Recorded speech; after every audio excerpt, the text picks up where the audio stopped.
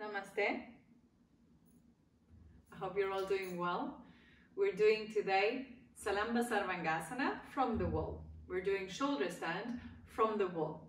So you will need another blanket today. In Padasana we use two only. For Sarvangasana or shoulder stand, because the whole body will be on top of the shoulders, we want a bit more high to support C7, okay? The 7th cervical. So get 3 blankets. They don't have to be identical, but 3 blankets neatly fold, and an open blanket on top of the mat so that your head will be resting there. So you're going to take the 3 blankets piled up one by one away from the wall, about 2 palms of the wall or so, and you're going to pile the blankets with the folded end to the same side where your neck will be, like this.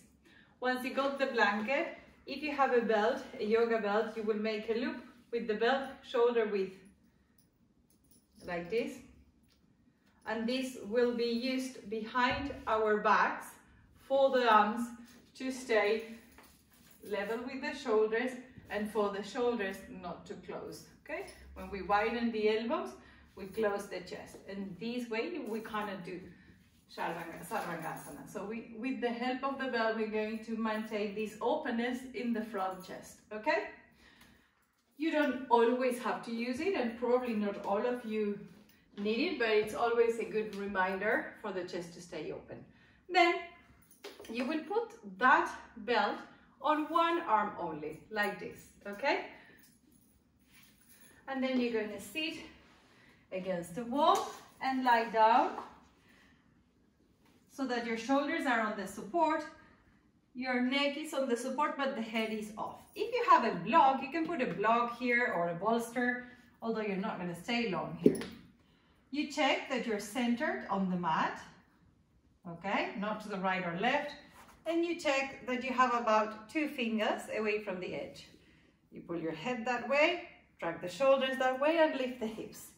As you press the feet and lift up the wall and lift the hips, make sure you don't slide back and fall off the blankets like I'm doing right now, okay?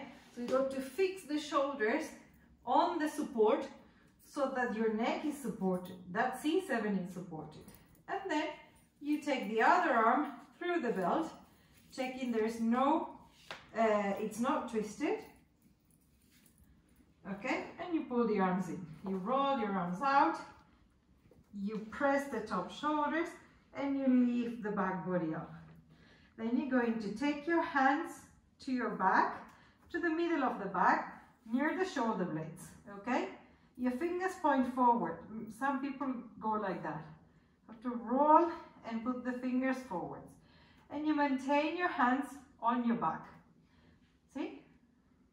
Once you're on the shoulders, heavy on the arms, you're going to push the wall further with your feet and try to take one leg off the wall. As you take that leg, these legs should be vertical, not back, not forward, yeah? And it should be lifted from the hip up to the toes. In the beginning, we stretch the heel, extend the leg, and then the toe mounts. And we keep the leg poker stiff straight. Then we bring it back to the wall, push the toes, absorb the buttocks, and lift the other leg. Extend the heel to open the back leg, extend the toe mount to extend the front leg, keep it sharp, and back, okay? And then we can repeat or go both.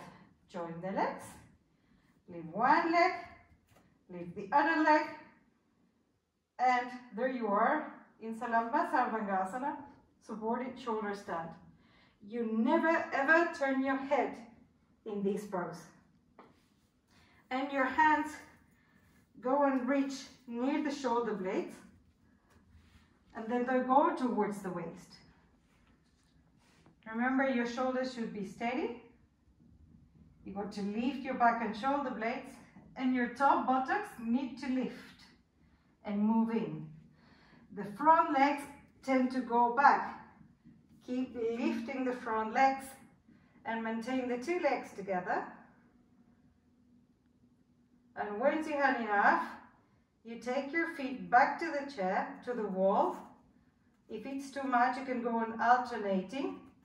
And then when you had enough, you remove the belt. And slowly come down. Slide back off the blanket support. And rest with your shoulders and arms and head on the floor. Then you change the cross. You always leave some time for you to recover after an inverted asana. You never sit up straight away.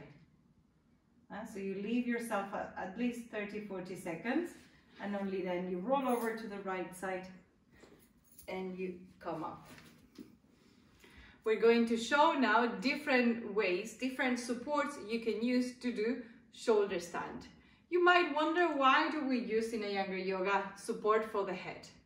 Well, these vertebrae, the 7C I was mentioning, it tends to stick out a little bit. When we spend, like we do in Iyengar yoga, 10, 20, 30, sometimes 40 minutes in your shoulder stand, that vertebrae has to be supported, because no matter how much we can lift the body up and not sink, the pressure of the whole body in that vertebra, it is not good. So that's why we need support. But you don't necessarily have to have 4 blankets, so we will show you different ways, okay? We will show you with foam blocks, right? You will see soon in the picture how we place 4 foam blocks, or 5 if you have, with a blanket on top. Foam blocks gives you a really, really nice support, a bit firmer than the blankets, really good, especially if you tend to sink the trunk, because it gives you a good lift, the 4 foam blocks and the tip. And you can also combine different equipment. You combine a bolster with 2 bricks, for example, in case you don't have 2 bolsters at home. And you can do shoulder stand on the chair, like I will show in the next video. And there's many different variations, which I will be posting soon. So I hope you're enjoying. Remember, shoulder stand is the queen of the asanas. The king is headstand, Sirsasana, and the queen, shoulder stand, which means they're the 2 most complete and important asanas in yoga. So if you're going to choose to practice something, get that to one, safe and sane. Thank you. Namaste.